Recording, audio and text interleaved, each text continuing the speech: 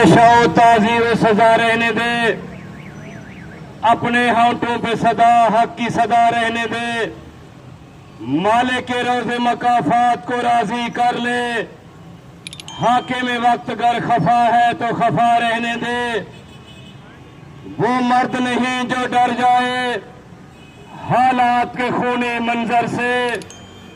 جس دور میں جینا مشکل ہو اسی دور میں جینا لازم ہے۔ آج میرے لاہور کے شیر جوانوں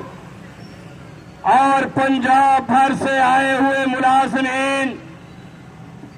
جو دوست اس پلر کے ساتھ بیٹھے ہوئے ہیں، مہربانی کریں خواتین کے لیے تھوڑی پرابلم نہ ہو، بہت شکریہ۔ میں ان کو سیلوٹ پیش کرتا ہوں۔ تم حسینی قافلے کے وہ افراد ہو جو حضرت حسین میدان کربلا میں کھڑے ہو کر یہ الفاظ کہہ رہے ہیں کہ جتنا دیر سے حق کے لیے اٹھو گے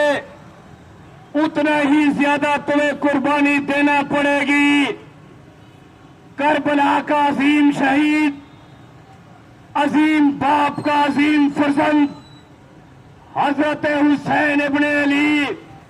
میدان کربلا میں کھڑے ہو کر کہتے ہیں دنیا بد سے بدترین ہوتی جائے گی، ظالموں کے ظلم کی وجہ سے نہیں بلکہ شرفا کی خاموشی کی وجہ سے۔ اگر شرفا خاموش ہو کر بیٹھ جائے تو پھر حالات بد سے بدترین ہوئے کرتا ہے۔ آج رحمان باجوہ نے سیکٹریٹ کے سامنے پنجاب بھر کے ملازمین کی آواز بن کر یہ میدان سجایا ہے، اور گھروں میں بیٹھے ہوئے ملازمین کبھی بھی کوئی حقوق اپنے گھروں میں نہیں مل جایا کرتے۔ خالق کائنات بھی فرماتے ہیں لیس للانسان الا ما سعی، انسان کو وہی کچھ ملتا ہے جس کی وہ کوشش کرتا ہے۔ اور میرے پولیس کے جوانوں اور میرے تمام آل ڈپارٹمنٹ کے جوانوں، اس پاکستان کو سجانے اور سنوارنے میں ہر ڈپارٹمنٹ کے میرے ہر فرد کا خون لگا ہوا ہے، پسینہ لگا ہوا ہے۔ میرا ایک خاک روب تمہیں صاف ستھرا پنجاب دے رہا ہے، میرا ایگریکلچر کا ملازم تمہیں ہرا بھرا پنجاب دے رہا ہے، اور میرا ہر ایک وابڈا کا ملازم جو تمہیں الیکٹریسٹی سپلائی کرتے کرتے اس کی لاش کھمبے پہ لٹکی ہوئی ہوتی ہے۔ تم اپنے حکمرانوں، یہ پنجاب پولیس کے ملازمین سارا دن وردی پہن کر ڈیوٹی سر انجام دیتے ہیں۔ بی بی مریم نواز صاحبہ، ہم نے تو یہ پڑھا ہوا ہے اور ہم نے یہ سنا ہوا ہے کہ عورت ایک رحم دل ہوتی ہے۔ بی بی صاحبہ، آج پنجاب کے دارالخلافہ لاہور آپ کے گھروں کے سامنے ہماری مائیں اور بہنیں اور پنجاب بھر کے ملازمین، وہ راجن پور کا ملازم ہو، وہ کوٹ مٹھن کا ملازم ہو، وہ ضلع مظفر گڑھ کا ملازم ہو، وہ رحیم یار خان کا ملازم ہو، وہ ضلع جھنگ کا ملازم ہو، وہ ضلع فیصل آباد کا ملازم ہو، وہ ضلع میاں والی کا ملازم ہو، وہ ضلع تلکنگ کا ملازم ہو، وہ لاہور کا ملازم ہو، پنجاب بھر کے ملازمین اپنے بچوں کے منہ سے چھینا ہوا نوالا واپس لینے کے لیے بی بی مریم نواز صاحبہ تمہاری تحلیف پر التماس کر رہے ہیں۔ لا شک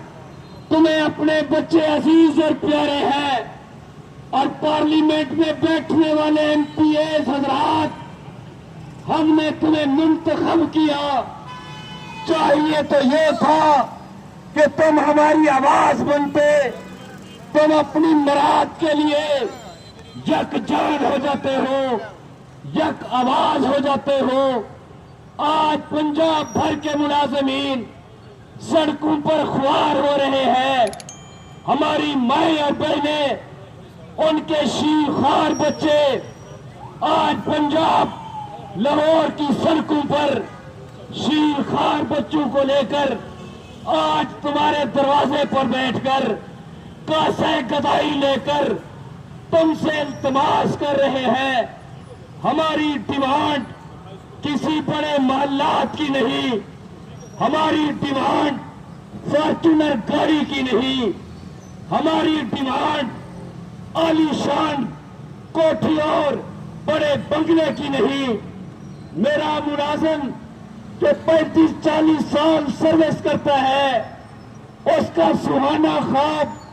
بیت اللہ کی زیارت کرنا ہوتا ہے،